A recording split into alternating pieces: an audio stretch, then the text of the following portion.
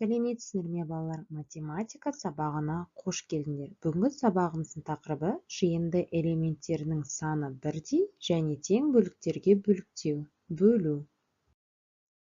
Назарымызды оқулығымыздың 20 бетіндегі бірінші тапсырмасын аударайық. Практикалық жұмыс. Жиынды элементтерінің саны бірдей бөліктерге және тең бөліктерге бөліктеу. Бірінші тапсырма балалар, төмендегі нұсқаулық бойынша орында дейді.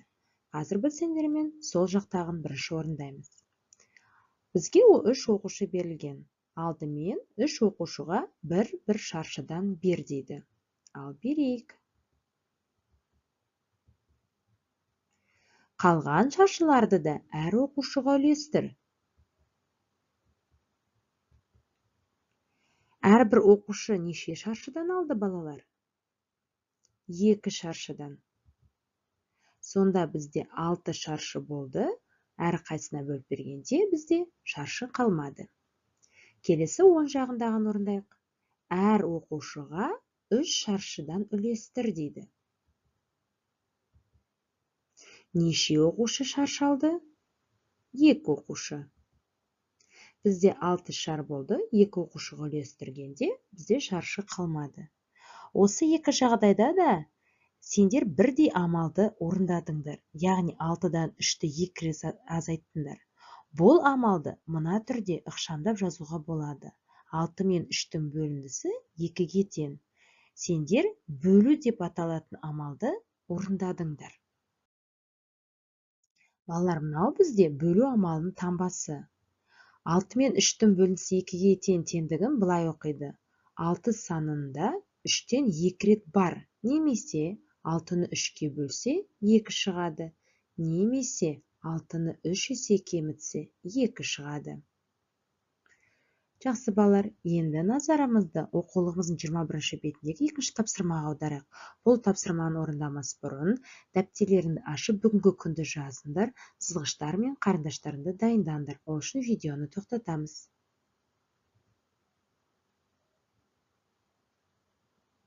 Ал дайын болсақ, номер 2 тапсырма. Кесінділерді сызып, есептерді шығар, есептердің шешуін салыстыр дейді. Ал балалар, кесінді дегеніміз не?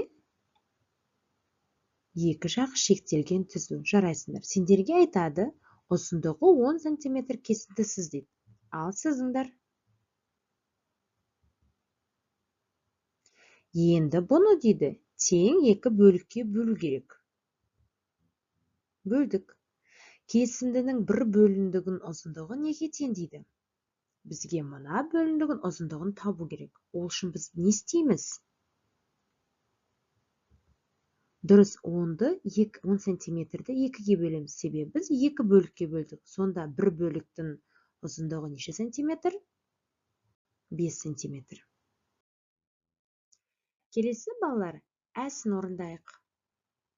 Дәл солай балалар, 10 сантиметр кесінді сызыңдар. Ол үшін видеоны тоқтатамыз. Ұзындығы 10 сантиметр кесінді бірнеше бөлікке бөлінген. Әр бөлігінің ұзындығы 2 сантиметрге тең дейді. 2 сантиметрден кейін сызыңдар. Кесінді неше бөлікке бөлінген? Сонда балалар, бізде бір бөлігі 2 сантиметр болса, енді бұның неше бөлігі бар екен табу үшін не істейміз? Дұрыс айтасыңдар. 10 сантиметрді 2 сантиметрге бөлсек, неше бөлік бар екен? 5 бөлік бар. Ал тексерейік. 2 сантиметрден бөлдік, енді бөліктерін санаймыз. 2-ші, 3-ші, 4-ші, 5-ші. Дұрыс болды ма балалар? Жарайсыңдар. Енді асы мен әсіндегі мәндерін салыстырыңдар балалар. Не байқадыңдар? Дұрыс, 10 мен 2-нің бөлінісі 5-ке тең, екеуінде мәні бірдей. Жарайсыңдар. Енді балалар, 3-ші тапсырманы орындаңдар. Кесте тігетін жіптерді 4 қызға 2-2-ден теңдей бөліп беру үшін неше жіп керек? Теңдікті жазыңдар. Бізге 4 қыз берілген. Әр қызда 4 жіптен. Сонда барлығы неше жіп бар екен табу үшін не істейміз? 4 пен 2-ның көбейтіндісі 8-ге тең. Сонда барлығы бізде неше жіп бар екен? 8 жіп. Келесі балалар, видеоны тоқтатып, 5-ші тапсырманың шартын, сұрағын, шешуін, жауабын жазыңдар. Шаңғы жарысында мәреге шаңғышылардың бірі 11 сағат 10 минутта, ал екіншісі одан 13 минутқа ерте келді. Екінші шаңғышы мәреге қай уақытта келді? Видеоны тоқтатып, орындаңдар. Балалар, бізде неше шаңғышы бар? 2, тамаша. Бірінші шаңғышы қай уақытта келді? Дұрыс, 11 сағат 10 минутта. Ал екінші шаңғышы ше? Белгісіз, бірақ ол туралы не айтылған?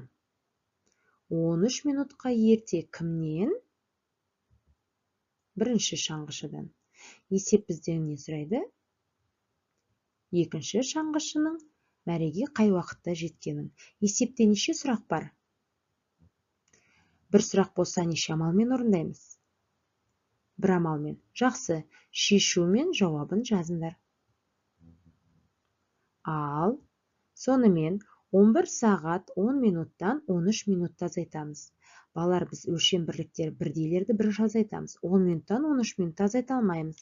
Сондықтан 11 сағаттан 1 сағатын алып, оны минутқа айналдырамыз. Сонда бізде болады 10 сағат 70 минуттан азайтамыз 13 минутты. Сонда мәні 10 сағат 57 минутқа тең. Сонда екінші шаңғышы 10 сағат 57 минутта келді. Сендер дұрыс орындадыңдар деп ойлаймын. Үй тапсырмасы балалар, 21-ші беттегі 6-шы тапсырманы орындайсыңдар. Назар салып тыңдағандарыңа рахмет.